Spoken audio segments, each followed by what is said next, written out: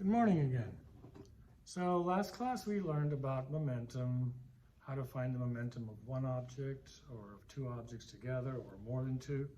And today I want to talk about a very important law of physics, which is called the law of conservation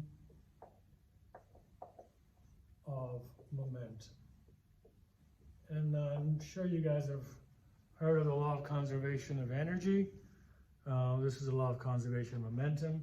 It's very similar to the law of conservation of energy. Energy is a scalar, so it doesn't have any direction. This does.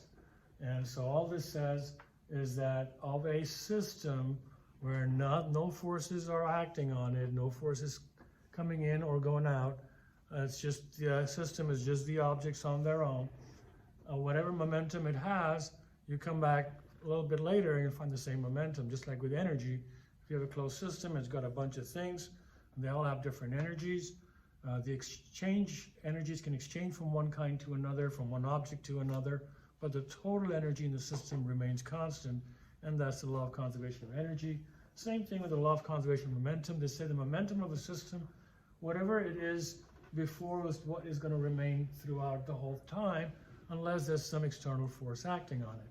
And if you really think about it, this is really saying the same thing as Newton's first law. What does Newton's first law say? An object in motion is going to stay in motion unless acted upon by an external force.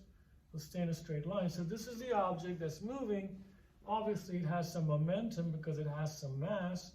And so all we're saying is that the momentum is going to remain constant unless some external force acts on it. I mean, really the same statement, right? And so we extend this to more than one object, and then we say, okay, if I have two objects here, let's say M1 and has a velocity V1 this way, and this guy has M2 and has a velocity V2 this way, whatever the momentum is before is what is going to be after, even if they collide.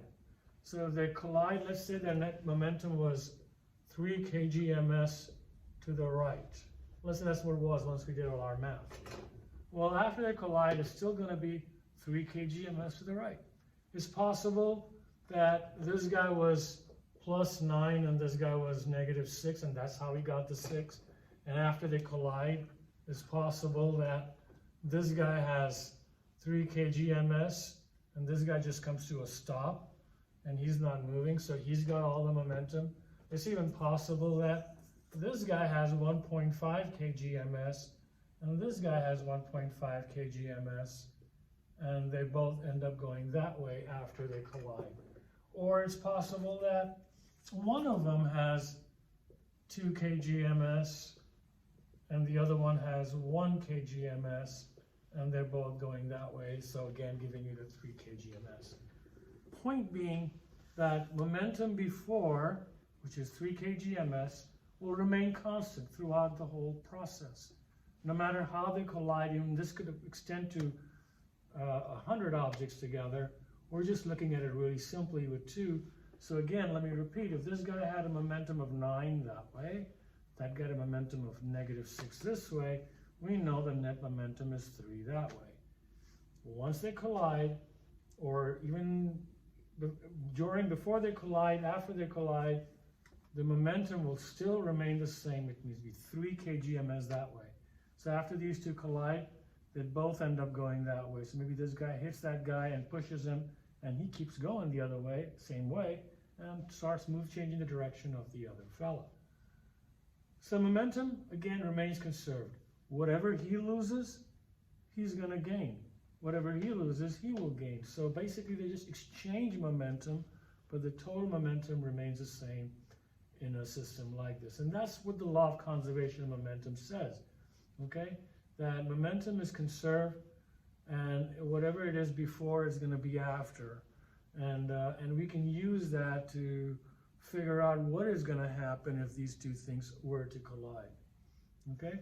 So next video, I'm going to talk a little bit more about how we can use this to solve simple problems.